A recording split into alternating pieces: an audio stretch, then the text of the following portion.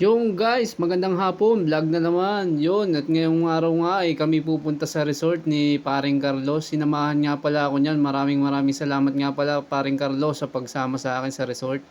Diyan nga sa oras na yan maghahanap kami ng resort na pwedeng pagliguan sana namin kaso may nakita na sila Angel. Kung natatandaan nyo yung swimming namin sa Lipa, binilag ko na lamang din para makita ko din yung ganda ng resort na aming pupuntahan. Dito nga pala kami pumunta sa may Amelias Resort. Yun, shout out Amelias Resort. Baka naman. Diyan nga, pagdating nga pala namin dyan sa Amelias Resort na yan, namangha ako kasi siyempre, first time ko nakapunta ulit sa Barangay San Felipe. Dating ako yung nagde-deliver lang ng tubig diyan. Ngayon resort na eh. Kagaling din nga ng Amelias na yan. Yan nga, sabi ko nga pala dyan sa oras na yun, sabi ko kay ate kung pwedeng pumasok at hindi ako makapasok, baka mamaya may aso eh. Dati kasi kadaming malalaking aso diyan. Yan nga, ipapasok na nga kami dyan. Yan nga, nung ipapasok ko nga di kay dahan-dahan ako diyan at baka nga mamaya may aso eh. Kahit nag-resort, baka mamaya may malalaking aso. Pagpasok nga namin, binidyohan ko agad dyan paloob. Talagang kagaganda nga naman eh. Diyan na nga ako tumigil sa may pagitnang yan. Sabi ko nga dun sa kaya ating nakaupo, ate, pwede nga mag-inquire kami. Sabi ni ate, pakihintay-hintay lang daw at tatawagin lang daw yung receptionist yata nila na mag-entertain sa amin. Diyan nga ako yung magtatanong kung magkano ang per pax o kaya overnight sa kanila. Yan nga at pinapaliwanag na ni ate kung magkano yung mga room at saka per pax na kabuuang bayad na overnight. Yan nga, kung makapansin nyo, nakikita yung Mount Makulot.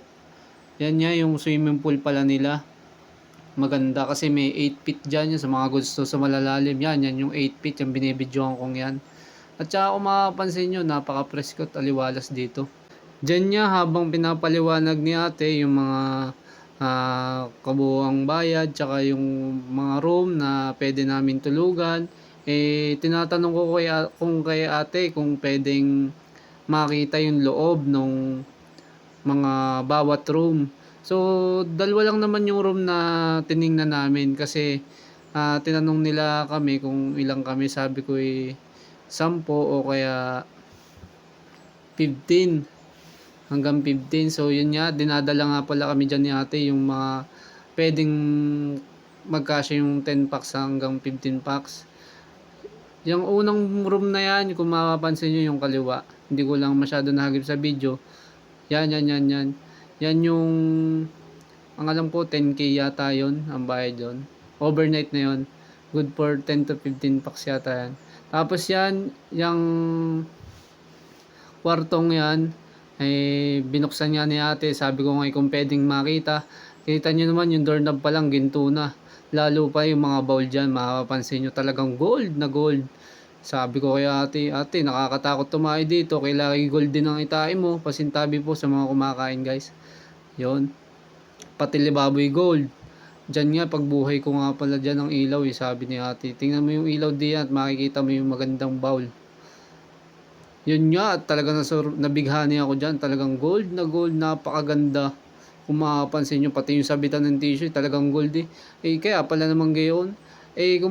Sa mga hindi nga pala nakakalam, yun nga palang kwartong yan, pagpasok namin napakalamig na buhay ang aircon. Kaya nakakatuwa, kahit walang tao, buhay na ang aircon. Tsaka kung makapansin nyo, napakaganda naman ng mga higaan, quality. Tsaka swak na swak yan sa mga magbabarkada na gustong swimming. Lalo na yung mga taga-Cuenca. At dyan nga, pagbuhay ko ng ilaw, nagitlaw li ako dahil may bubungad na naman sa akin gold na bowl. Napakaganda. Diyan nga sa isang pintong namang yan, pagbukas ko naman, shower room pala yung binuksan ko yun, napakaluwang. Kita nyo naman, shower, lagayan ng mga sabon, tsaka salamin, talagang gold na gold din Talagang quality, sulit nga din pala ang babayaran mo dito, napakaganda din. At saka napakabait din ng mga tao dito. Yun, dyan nga pala sa oras na yan, sabi ko kay ate, tatawagan ko na lamang siya kasi nagpahanap sa akin si Angel kung sakaling wala silang makita sa Lipa, dito sa Cuenca. At nagkausap naman kami dyan ni ate, natatawagan ko siya kung sakaling may makita o kaya kung sakaling tuloy o hindi. Tawagan ko pa rin daw siya.